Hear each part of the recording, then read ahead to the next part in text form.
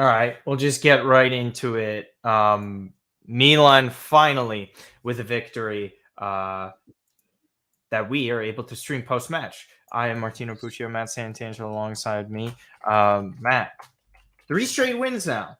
It was a really difficult stretch for a while. We previewed Torino. They ended up winning that one 1-0. They end up facing Spurs. They win that one 1-0. And now they face Monza. They beat them 1-0. So over the past 4 matches across all competitions, Milan has only allowed 1 goal. Night and day difference from what we saw, basically all of January and into February. This was a massive win for us. We have a couple of people in here. Andre Gibson in here. Hey, Andre, how are you? John's in here as well. Hey, John. Good to see you. Thanks for tuning in. Everybody who's tuning in wherever you are right now. I'm not sure how many we'd be getting via Twitter because Twitter is faulty. Thank you, Elon Musk. But Matt, not the prettiest of wins as we mentioned, but I mean, I'll take it, right? Like, again, when the critiques of Allegri and Juve winning 8 straight matches where it's 1-0 and it's not the greatest type of football being played, you're still sitting there saying, yeah, well, Juve's getting results, and that's what matters. Milan are getting results ahead of a couple of big matches that Bonetti and Andres Cordero mentioned with Atalanta and Fiorentina coming up. But hey, man, this is exactly what we need right now. The morale is increasing. Hopefully, Benacer is back soon. Mike Magnan will be back. But what were your thoughts of today?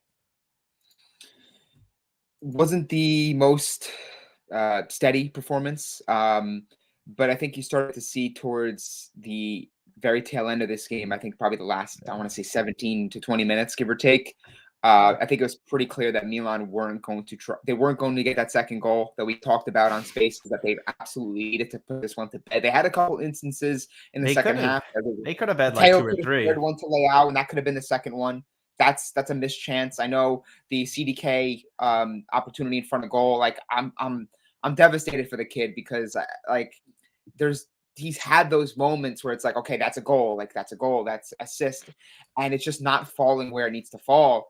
But I think, it's like he feels cursed at the moment, and it's like, what else do you do? And I think as that game sort of shifted to a more defensive way to see it out at the end, I think he was involved in a lot of the clearances. He was a little bit more defensive. The team itself was more defensive. They were sitting back. They're like, all right, we're not getting the second goal.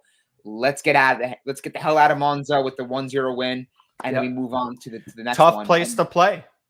Very tough place to play. And that's a credit to what Monza have established in year 1 in Serie A, right? I mean, they're a team that has progressively jumped up the Italian football ladder, and they get the promotion this year. They started off very slowly. They sacked Stropa very early. They brought Palladino in here. And according to Andres Cordero, Matteo, and everyone in the Paramount Plus studio, since he's been coached, Palladino, I think they have fourth most points in Serie A in the past 16 games. Correct. I want to say. Correct. This is a team that is very good, very tidy, very compact, organized. They have players that are very strong. A player I really like is Nicolo Ravella. So you have to give them their flowers on this one, because I think they've built a pretty good project in year 1. And I think they definitely have staying power when you have the machine that is Berlusconi and Galliani behind you. But getting back to Milan, some very crucial defensive saves and defensive efforts in the second part of that second half. Tomori, some sliding tackles. Malik Chow continues to play very well. This is the first time we've seen Kulu, Chow, and Tomori in the back 3, right? Because it's always been Kayer, it's always been Gabbia. Now that we got Tomori back, this seems like the best 3 we can have, right? Yes, this is the best 3 defensive line we can have. And look, the calls, and I'm not saying that Pioli's suddenly figured it out and we're coasting again, because the way we're playing some of these games is very dicey. We're not getting as many goals, which is concerning. So you wonder again, it's the finishing is the entire difference. It's the entire difference. They don't get pressed like they do towards the end of those final 20 minutes. But in certain moments of the games, they seem a little bit more in control of the game. Even with 1-0, they seem more control. They're not sloppily chasing the game, right? Correct. So what I look at with this, what Pioli is, and I think you touched on it in Space. I know this is like my long-winded intro, but he's been forced to make switches. Right? His back was against the wall.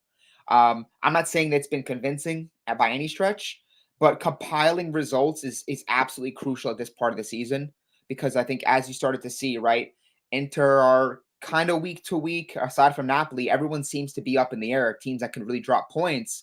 Um, so the fact that you kind of pass that baton back over to Inter against a tough Udinese team ahead of a big Champions League game for them, that's where things get tricky. You want to stockpile points. Give me 3 points. We'll run. We could dissect the result after the fact. Let's get the 3 points. Let's move on. And that's how you have to kind of look at it right now, because I think, what we're lacking offensively, we seem to have steadied the ship defensively. And even Tato Rusanu has made some improvements, some progress. Markedly. Yeah. He saved some pretty key balls today.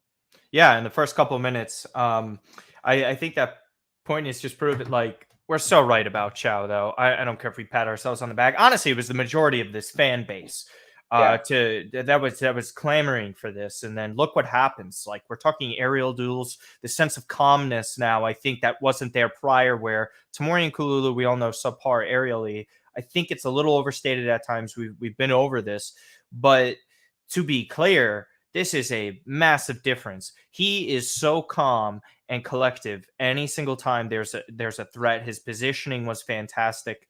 I think it allows Kalulu to push up further and have more freedom, which makes him better. I thought he played solid today. Fikayo Tomori, first match in a few weeks as well, was solid.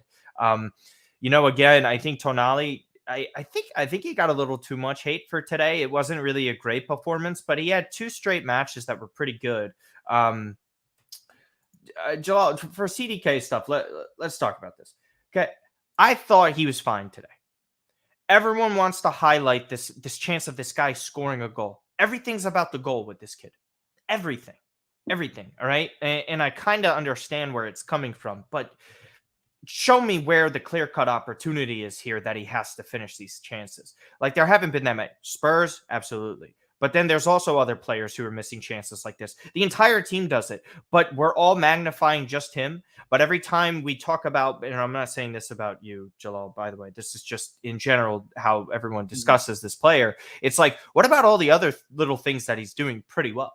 Like, he's not sucking aerially, ground duels. He wins the majority of them. He wins more than Brahim does. And again, when he comes on in this situation, because Milan can't put a goal away, whether it's his teammates not being able to finish it, whether he can't, they're having to play so defensive at this point. So where is that on him that they're not able to do that, right? I thought he was perfectly fine today, outside of, again, not scoring on a goal. And I would say we could say the same for how many other people. Teo Hernandez, the guy who got the contract extension, supposed to be the best left back in this league, is playing poorly in the final third this year. He stunk compared to prior years, right? We can admit that. Giroud, awful touches at times. And again, I want your thoughts on this. I'll have a quick note on it. The Bakayoko sub ends up looking good, but really interesting to just see the one midfield sub. And I know it's probably because the lead was 1-0, and I get that. But Franks, Pobega, Adley, nobody. We're seeing the guy who's leaving soon get minutes, and he hasn't played all season. To me, it was very strange.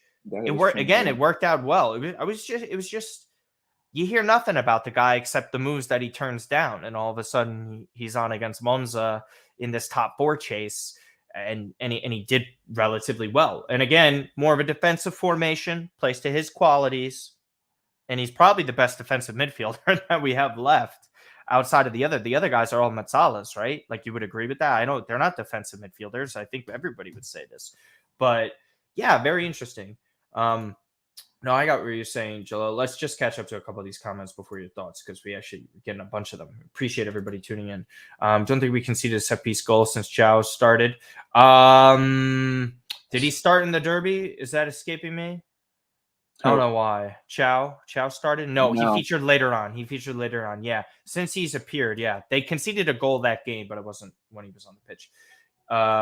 Who do you want to see as a starter against CDK? Yes, I assume he just needs more confidence. I think the confidence is slowly getting there. I think there's been a lot of positive reinforcement. He just wants the goal. You know what I see him getting? What's that little golden elephant trophy that they give out to people who have had a really bad week in Italy? It's escaping me.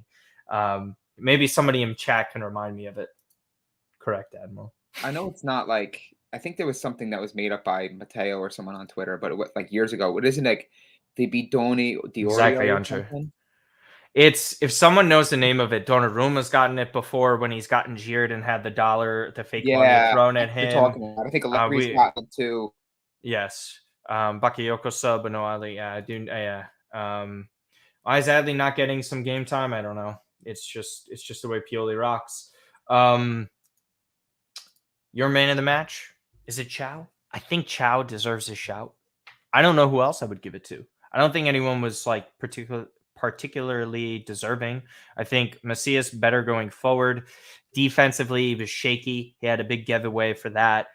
I thought even Tatarusano was a top 3 player today. I gotta be honest with you. I gotta be like he did his job. And dude, almost every single time there was like a set piece, I'm holding my breath because I'm terrified. Again, follow us here if you guys have not yet on Twitch. Subscribe to the YouTube channel. Follow AC Milan Bros. If you do have a free Twitch Prime sub, we would gladly appreciate that as well. If you don't use it, if you're not actively on Twitch, you just connect your Amazon Prime account and all that. I have Valorant streaming up on the side, by the way. Big championship weekend for that. Man of the match, Santangelo. Man, this one's tough. I didn't necessarily think there was one like standout performer. I didn't think there was one guy that like absolutely was a clear cut the best on the field. There were moments for a couple individual players. Chow at the end. Tomori had some moments.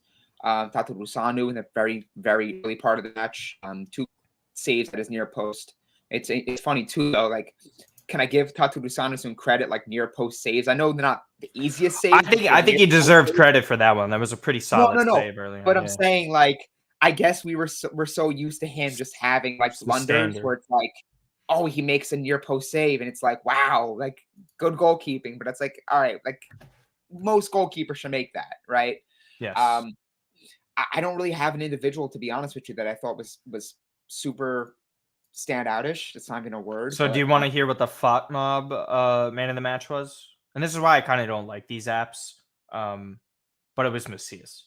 That's how much weight a goal carries. And it's to me, it's just like silly. You could score a goal and not have a great match. Yeah, I mean, I honestly can't give you a man of the match. If you want to say something about the fact that we had some key, I guess, defensive efforts at the end, I would probably say it could have been Tomori or one of the defenders for the simple fact that we're Tomori had the lowest rating out of all the defenders and everybody at the back, including Tatarusano. Tatarusano has an 8.2 rating based off of FOTMob, and then Chow and Kalulu both have 7.7s. I guess I'll give it to Tatarusano then. I mean, ooh, okay. I mean, only because we didn't really create a ton of chances going forward. The midfield really wasn't as sharp, and defensively we were good, I thought, but we had how many saves did Tatarusano have? Probably 4. Oh shit, I just added it up. Saves inside the box 4. Yeah. So I mean, I thought he was okay. I thought again, if I had to choose someone, it would probably be him, because we looked like we were going to concede very early. So I guess I'd give it to him, but that's not really like a convincing answer. Yeah, for me, I had Chow. I just thought he was the most calm player out of the bunch. And again, this has like been the past few matches. There hasn't been a clear cut player. I thought Rafa did deserve man of the match, by the way, during the Champions League match against Spurs. It was really a solid performance, and then probably Chow again. Man, listen, hey, €7 million for a defender like that. Good lord, that's it. Listen, with that another steal. Well, what that does for you too is that I think now it's pretty clear, right? So now you can look at your defensive group and say like, okay, look, how do we rank these guys, right? Kalulu, no, there's no specific order, but your main 3 guys would have to be Kalulu, Tomori, Chow, and then because of injuries, because of age, obviously Kaya would be your 4th, and I'm assuming we'd get someone. Does that make Gabia expendable? Is he a player that you can maybe sell for 7 to 8 million, and now you kind of offset the cost for Chow? I don't know. They might have to keep him on because of the old, how many players, but Kubis of the Primavera team is supposedly getting his Italian citizenship, and he is an impressive center back. So say he comes up and then he's a part of the squad. I think that's a possibility. Gabia, listen, there's a market for him. We've seen some teams interested in him already. I think at the very worst, he's a nice third center back on a mid-table Serie A club at worst. And I think there's a market for a player like that. Yeah. And again, I think Kier's on his way out because his contract expires this summer, I believe. So again, we're gonna see defenders come in there. I'm not sure about the right back position. There's the left back issue as well. But hey, we'll say this: there is massive potential for finances coming in. There's new deals this summer with sponsors for kits and just overall sponsors. There's potential of making the quarterfinal of the Champions League. There's also making the Champions League once again. We're going to go trophyless, more than likely, unless there's a miracle. There has to literally be a miracle in order to win the Champions League or Serie A. What are the long shot odds, Martino, on FanDuel? On FanDuel for which league? For Milan to win the Champions League. The Champions League, it's they're north of plus 1,000. Like at that Napoli have the best odds out of any Italian club. They're at plus 1,000. Milan is further down. They could have moved. I did hit a bet today, by the way, on this match. I had under 3.5 goals in Milan to win. That was plus 177 because we were plus 110 entering today. I felt pretty good about us. So hats off to me. Had another one where I put like $2 on Origi scoring because he did score on them last time, and he's been pretty decent. I thought he struggled today, though, not his best showing. Yeah. Definitely something to work on as well. But yeah, I guess again, if I would have to have a man in the match, it would be Malik Chow. So again, we kind of move forward here. We're lucky to avoid that injury scare with Theo Hernandez. So I'm very happy about that. Did anyone notice that Diaz played through the middle and Origi on the right? Yeah, Origi was moving over to the right a little bit, Admiral. I did notice that. He was getting on the flanks and crossing a lot of balls. And for me, like Diaz, again, people were saying like Diaz was good today. Mediocre. I didn't think he was that bad, though. He wasn't that bad. I thought it was mediocre. He's losing the majority of his ground duels again. He loses the ball all the time. Like for me, he did have some good movements, some good opportunities that he was cut down on, that he had space to run into, and they were pulling him. He got a yellow card, another Ravello one. He had a couple. Yeah, he earned 2 fouls, but he's also losing it. For me, it's more of the same story. And we're playing, and we're not starting guys. And it's like, my thing is like, if he's not consistently awesome, because I do like Brahim at what he's come in for. He's a loan for $500K per season. He contributes a decent amount. But when we're talking about offer, and I'm not saying that you're saying you would pay 22 for him. I know you wouldn't. No. What I'm saying is just like, if people want to keep this guy and he's supposed to be here for the future, do it more than 1 or 2 matches in a row. I'm sick of that. Yeah. I need more. I need more at Milan. And the same would go for CDK. I said the same for, Giroud's an old man at this point. There just needs to be more consistency with that. And the same issues that he's had the past 3 years that he's been here at Milan have persisted. And to me, that's just a very frustrating thing about him. Otherwise, I like what he brings. I think he brings like certain, qualities that you could use. I just think he's a player it's like, this was in my head coming into the season, because I know people talked about like Brahim, like we need to just get rid of him. I'm like, Real Madrid's kind of giving you a free loan here for another year. Why would you just randomly just cut that down? We're going to need guys. We have to be competitions, whatever. Yeah, of course. Yeah. Why would you just kind of like, okay, just force him out, just take the free loan. You see what happens. Maybe he has a breakout year, 23, 24, and all of a sudden you maybe try to work down the payment with Real Madrid, who we have very good, a very good relationship with. But I think it's pretty clear this is his 3rd season. He has moments, little short stretches where he looks like a good player, and he looks like a player that like might be rounding the corner and getting up over the edge of being like okay, he's our number 10, but he just hasn't done it. And I think if we're talking that fee, I just wouldn't do it for that fee. I'm not saying that. I think he's a player, and I've always said this in previous recordings, people I talked to, that I think he's just a player that is kind of more cut out to be who he is to his best ability in Spain.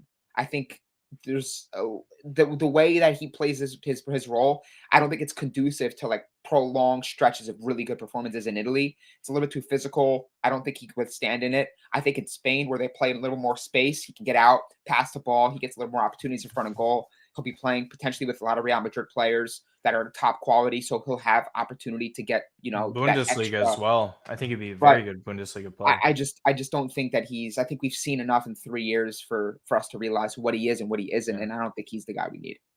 Yeah, no. And again, like we're sitting here after 3 seasons.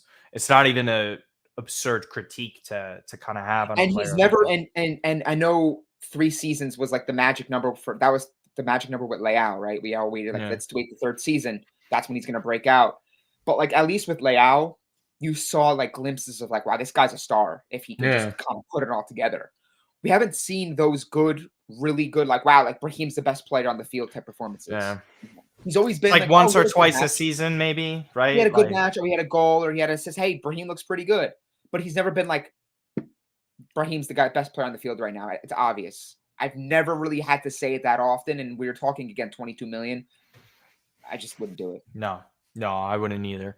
I think we maybe want to. Well, okay. So also like an important note for the other fixtures this weekend. I think Inter has the toughest match out of everybody. Lecce's away to Atalanta. That Inter Udinese is at Inter though, right? Like at San Siro. Should be because we were away, so That it's helps them. most likely with the scheduling.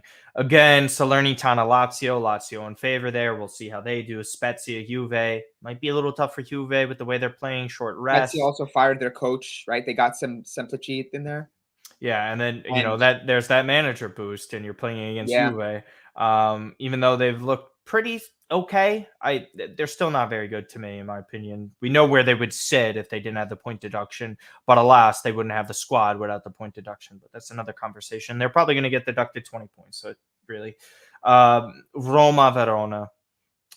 This screams like a Roma type of win, coming off a loss midweek in Europa League as well.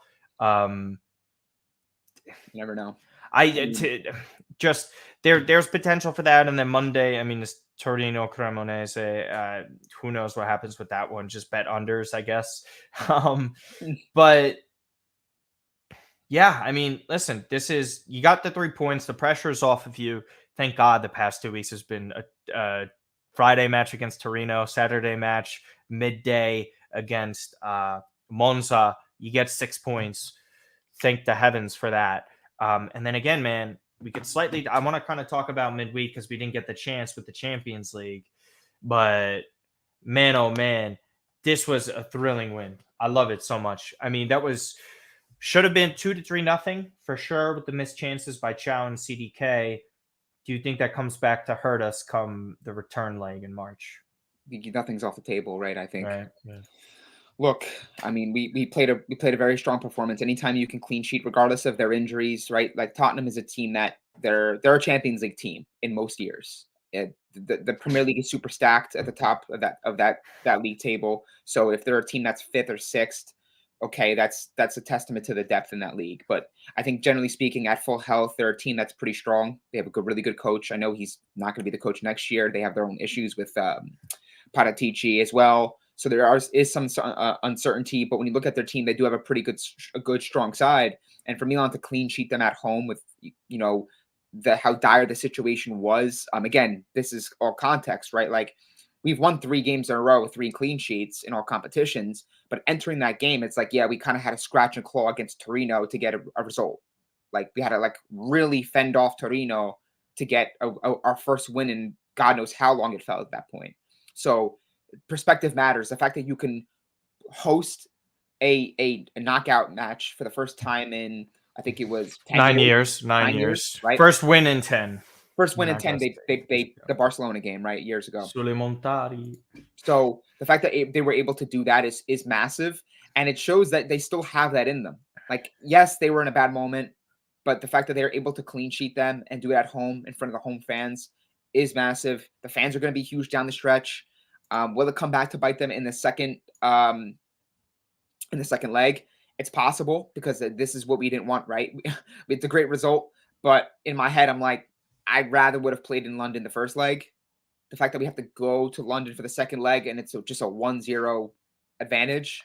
With away goals not mattering anymore. Yeah, like it's going to be tough. Like, it's going to be tough. But then in a in a nutshell, in a box, right? Just taking that, what was it, in a vacuum? Excuse me, in a vacuum, taking that result is important, right? Because we want to be able to compete at the highest level in the Champions League, and we were able to get a good result in the Champions League. So, and Spurs aren't really returning anyone that they had within that. I think Eric Dyer's already and we're getting suspended, Benacer, and Tomori's Magnan, already back, and and hopefully, Magnan, God willing, like Mike Magnan. please, like Mike Magnon, like We hope March 8th, right before my birthday. Please don't ruin it.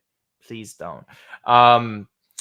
Yeah, I mean, listen, I think it's going to come back to hurt us. It's a tough environment to play in. I can't recall the last time we won in England, won a match.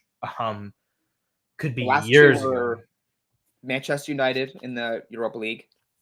Well, yeah. I'm talking Champions League, Europa League. Oh, but even then, and then we went to Arsenal and we lost too. So in the Europa League. Correct. Yeah. Well, also in Champions as well. Yeah. I think was in the knockout stages. That's the last time we advanced to the quarterfinals, which we were knocked out by Barca that year, I believe, right? I think so, yeah. After we beat Arsenal, there was the 3-0 first leg, and then the 4-0. 4-0 win, and then a 3-0 loss. Sorry, Berisha. Those were some of your peak teams with Van Persie. But yeah, I mean, listen, it might come back to hurt us. Spurs are actually arguably in a tougher spot, and it might be better off for them to just like focus on the Champions League. Harry Kane was everyone's just lauding this like drop back before. Milan want him to drop back and create. They don't want Harry Kane closer to goal. I think that's pretty clear. And we match up pretty well, especially considering their absences in the midfield. We know Bentancur isn't going to come back for them. Who knows with Mike? Yeah. Again, also like the video if you're watching via YouTube. It's greatly appreciated. Subscribe if you have not already. Follow Matt on Twitter at Matt_Santangelo. Follow myself at Martino Puccio. Appreciate that. You guys can get in your final questions here. We're going to wrap it up because we're approaching 30 minutes. We're going to try and get in a match preview. I believe is it Atalanta first?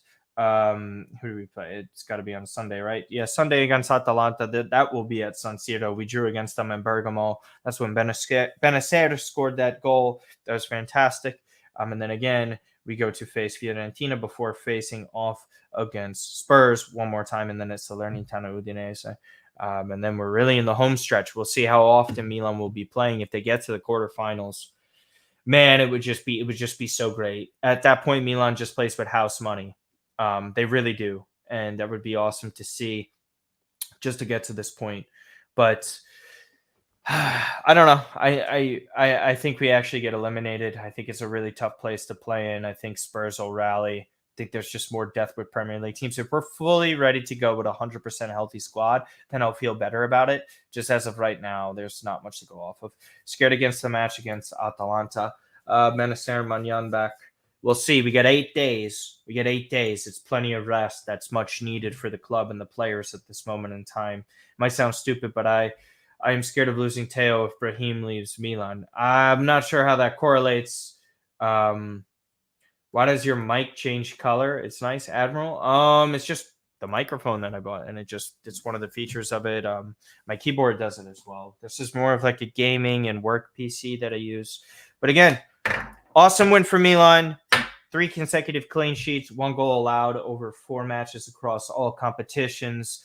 Back into second place as of right now. Are we? So I think we're actually. Would we be? We're actually third because I think it goes to goal differential. The differential as well between Inter and the head-to-head is even at this point. They beat us by 1 goal. We beat them by 1 goal earlier in the year in the Derby. So that's negated. They have a higher differential. Let's see if Inter start dropping some. But Matt, overall good match from us. Hopefully some of these other squads fall out of this. We need Roma or Lazio to drop points. We're 5 points clear of Lazio at the moment and 3 points clear of Roma. But yeah, any final thoughts? Anything else? Said what was it? Next couple games, you have Atalanta and Fiorentina, right? Atalanta, Fiorentina, Spurs, Salernitana, and the Atalanta game is going to be a real test. And every game feels like a real test, right? But I think more specifically this one, because I think, we have our history with Atalanta. They always seem to be like we catch them at really weird spots in the season where it's like we absolutely need a win, or we catch them and they absolutely trounce us. So it's like, what type of Milan are we going to get? Are we going to get the one that absolutely labored and struggled for the better part of this year so far?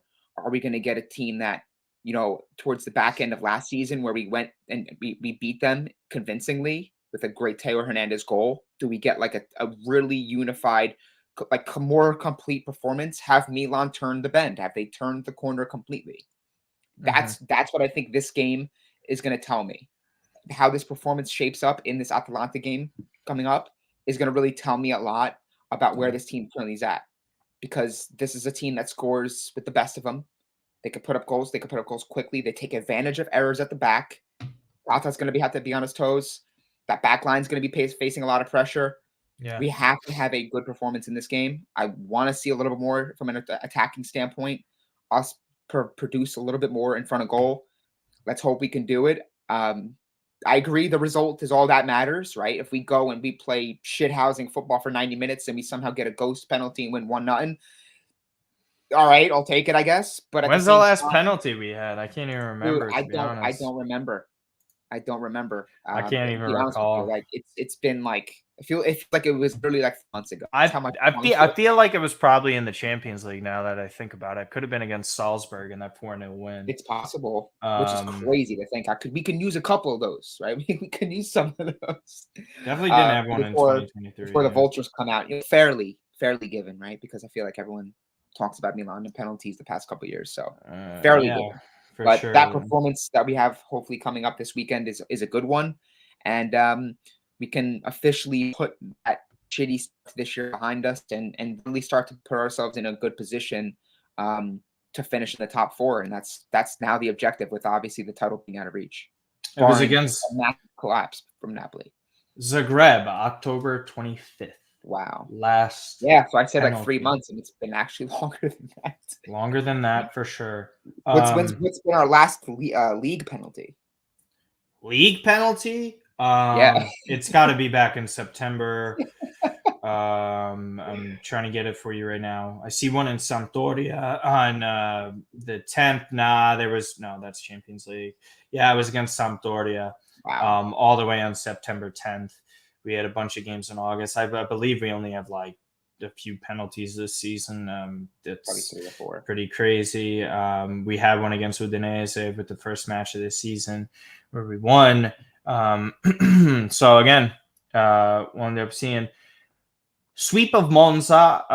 Very nice to have. Again, appreciate everybody tuning in, following, subscribing, doing whatever you can. We're sorry our schedules are kind of difficult. There's only like nighttime and everybody's all over the world. So we'll try and get you more previews as possible. If they're previews, they're probably going to be pre-recorded stuff that you guys can go and watch on YouTube. We did very well in the last video. Shout out to Adrian Robona for that one because of his boost. Daz, appreciate you. Appreciate Admiral. Appreciate Jalal. Like we saw with Sabrina in here. Andre Gibson. John. Can't forget you. Who is this? Hannah as well. Thank you so much, Hannah. Yashabani. Potato Boy as well. It's just crazy names. I love the names too. I was reading like the names. I'm trying to see anyone else that I forgot. No, I didn't forget anyone else. Oh, Phil B. Appreciate you as well. So again, thanks so much, guys. Appreciate it, and we'll see you in a few